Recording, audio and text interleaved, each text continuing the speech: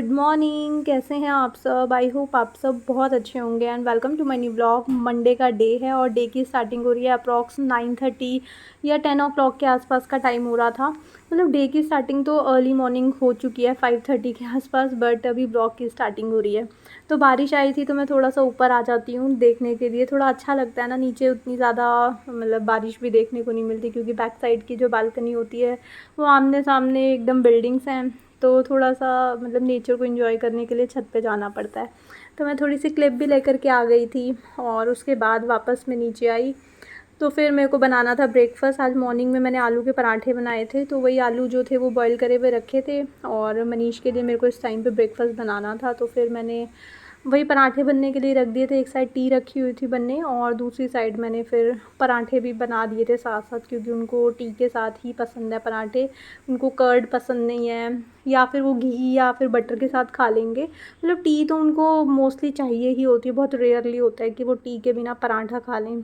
तो साथ में फिर मैंने टी बनाने के लिए रखी हुई थी और यहाँ पे आलू के पराठे बन रहे थे गर्मा गर्म। ऊपर से हो रही थी बारिश, तो मज़ा आ जाता है आलू के पराठे खा करके। बेटू को बहुत पसंद है और मनीष को भी अच्छे लगते हैं आलू के पराठे। आप सबको मुझे बहुत बहुत बहुत सारा थैंक यू बोलना था। मतलब एक दिन मेरी वीडियो नहीं आती है ना तो आप सबके कमेंट्स आने लगते हैं, दी आज आपका ब्लॉग क्यों नहीं आया। तो मेरे को पढ़ के इतना अच्छा लगता है यार कि मतलब मेरी फैमिली है जो मेरे को एक दिन भी मैं मिस कर जाती हूँ तो मुझे याद करते हैं, मेरे बारे में सोचते हैं। अभी भी थोड़ी देर पहले मुझे कमेंट रिसीव हुआ था कि दी आप ठीक हो, आपका मैं कल से चैनल खोल के देख रही हूँ, आपकी वीडियो नहीं आई। तो मतलब इतना प्यार यार, मैंने आपको देखा भी नहीं है और आप सब इतना प्यार देते हो ना, मुझे बहुत अच्छा लगता है। So thank you so much guys. और उसके बाद फिर चलते हैं अपने ट्रैक पे। तो यहाँ पे इलेक्ट्रिशियन को बुलाया हुआ था क्योंकि आप सबको पता होगा जब हमने ये एसी वगैरह लगवाया था तो वहाँ पे एक ही कनेक्शन था। देखो कितना सारा यहाँ पे कूड़ा वगैरह इकट्ठा हो गया था, क्योंकि पूरे बेडरूम के ना उन्होंने ये सारे के सारे खोल करके देखे थे कि वायरिंग कहाँ पर आ रही है। यहाँ से खोल के देखा, ऊपर से खोल के देखा, नीचे जो एलईडी यूनिट के पास है वो भी खोल के देखा। मतलब जितने भी ये बोर्ड्स दिए हुए थे ना इलेक्ट्रिसिटी के, सब उनको खोल खोल के देख करके मतलब उन्होंने चेक करा कि वायरिंग कहाँ से आ रही है। तो उनको वायर ना मिल नहीं रही थी, उनको 1-1.5 घंटा लग गया एक छोटे से काम को करने के लिए। मतलब जस्ट एक जो हमारा शोकेस था ना जहाँ एसी लगा हुआ है वहाँ पे, तो उसमें ना एक ही कनेक्शन था, या तो वहाँ एसी लग सकता था या फिर वहाँ पे वो शोकेस की लाइट ऑन हो सकती थी। तो अभी मेरे को वो लाइट भी ऑन चाहिए थी उस टाइम। तो मेरे को था मेन कि एसी चलना चाहिए। वहाँ पे 2 ऑप्शन थे, या तो मैं उसको डिस्कनेक्ट करा दूँ, एक ही कनेक्शन चलवाऊँ, या फिर जितनी देर एसी चलेगा उतनी देर शोकेस में भी लाइट ऑन रहेगी। तो वो भी पॉसिबल नहीं था कि पूरा पूरा दिन, अगर पूरी रात एसी चलेगा तो पूरी रात में लाइट भी ऑन रखूँ।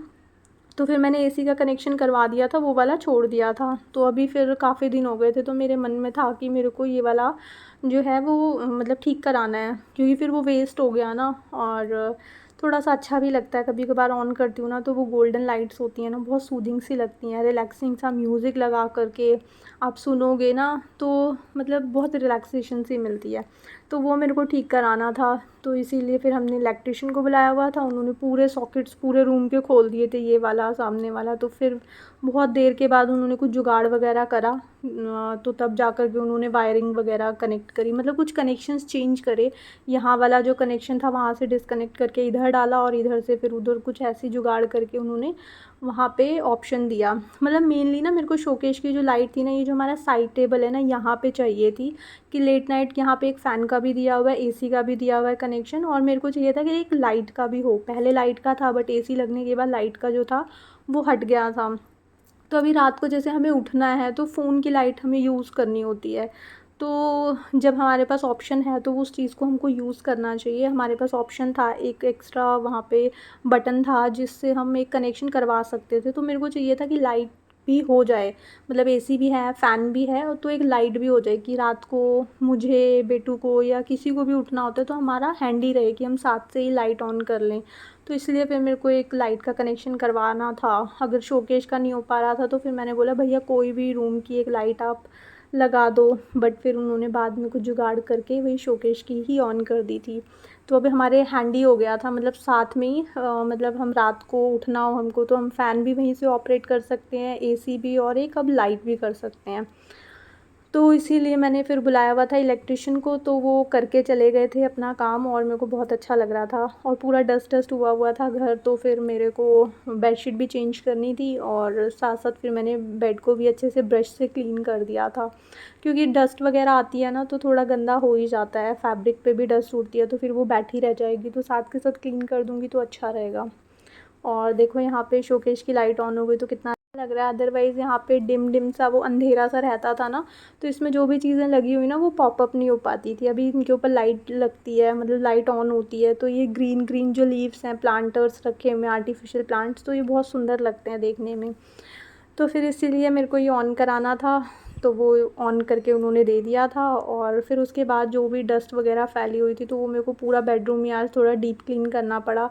ये शोकेस को भी मैंने डीप क्लीन करा था, क्योंकि इसके ऊपर भी एक सॉकेट थी, उन्होंने वो भी खोल करके देखा था। जब हम इसको खोलते हैं ना तो उसमें से चूना और डस्ट, वो सीमेंट वगैरह के वो ना बहुत पार्टिकल्स गिर जाते हैं, तो गंदा हो रहा था सब।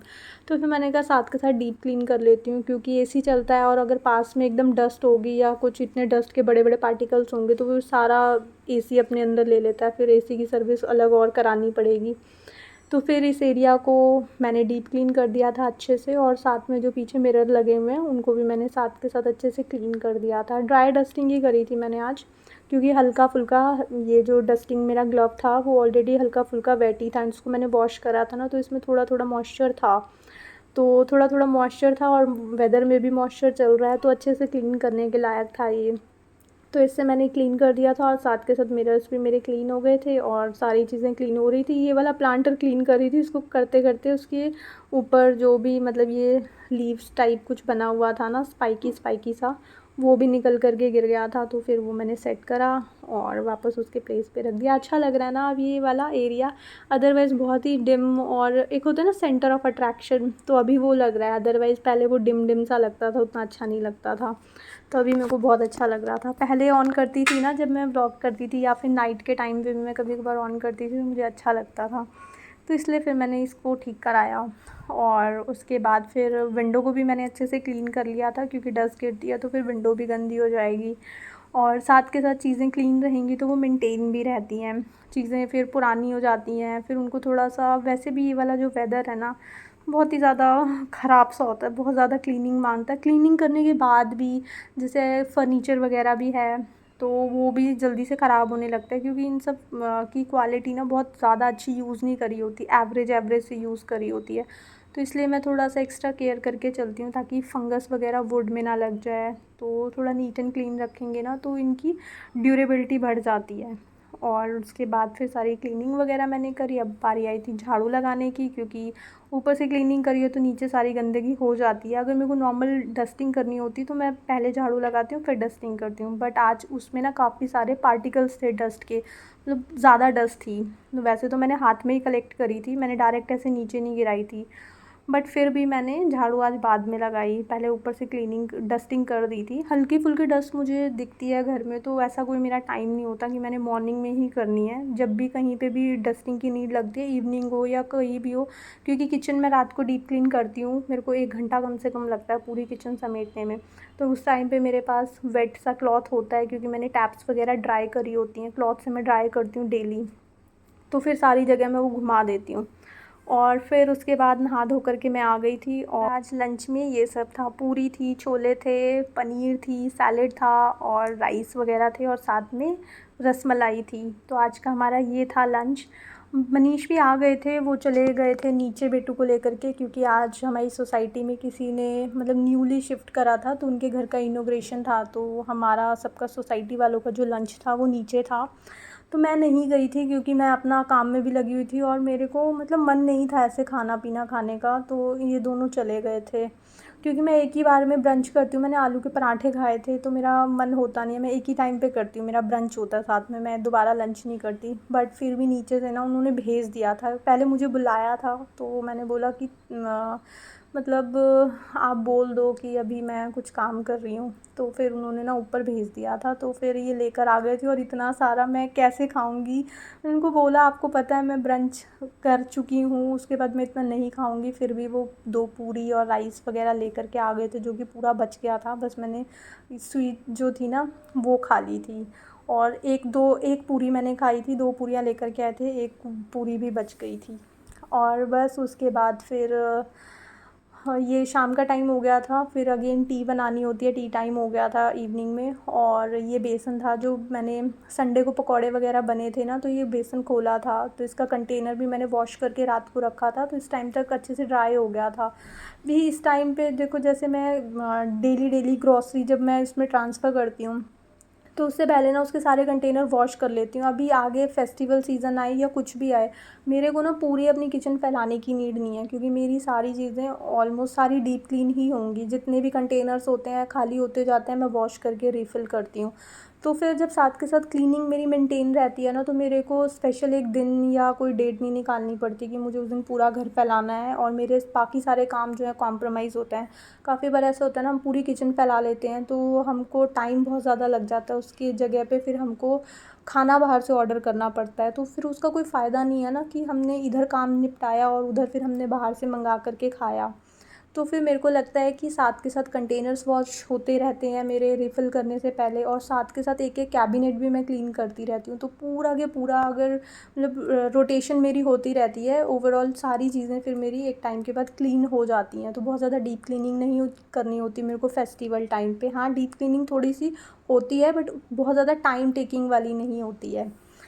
तो फिर किचन मेरी साथ के साथ मेंटेन रहती है। और उसके बाद फिर ये जो थोड़े से कपड़े वगैरह थे, मनीष की ही सारी शर्ट्स थी, तो वो मेरे को फ़ोल्ड वगैरह करनी थी, क्योंकि उन्होंने काफ़ी सारी शर्ट्स ना एक साथ निकाल दी थी वॉशिंग के लिए, कि ये भी वॉश कर दो, वो भी वॉश कर दो।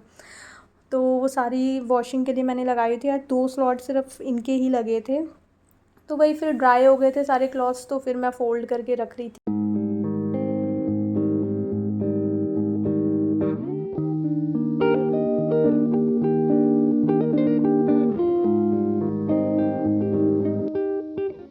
उसके बाद कपड़े फ़ोल्ड करके हटी थी, मनीष टी लेकर के ऊपर चले गए थे, उनकी कॉन कॉल चल रही थी, क्योंकि बेटू रहती है ना तो डिस्टर्ब होता है, वो ऊपर जाके अपनी कॉन कॉल अटेंड कर लेते हैं।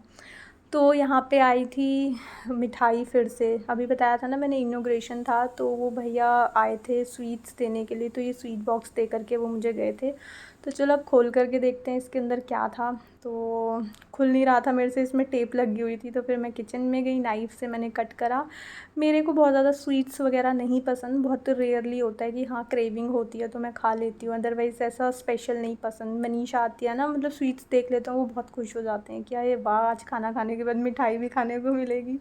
तो ये लड्डू आए थे, तो बूंदी के लड्डू थे। तो फिर मैंने खोल करके देखे, 4 लड्डू थे इसके अंदर। और बस इसी के साथ आज का ब्लॉग मैं यहीं पे एंड करती हूँ। आई होप आपको ये ब्लॉग अच्छा लगा होगा। अगर आपको ये ब्लॉग अच्छा लगे तो इसको लाइक, शेयर एंड सब्सक्राइब ज़रूर करना। मिलेंगे एक न्यू वीडियो में। Till then take care friends, bye bye. थोड़ा सा लड्डू मैंने भी खा लिया था, और उसके बाद रख दिया था मैंने इसको फ्रिज में। तो बाय फ्रेंड्स।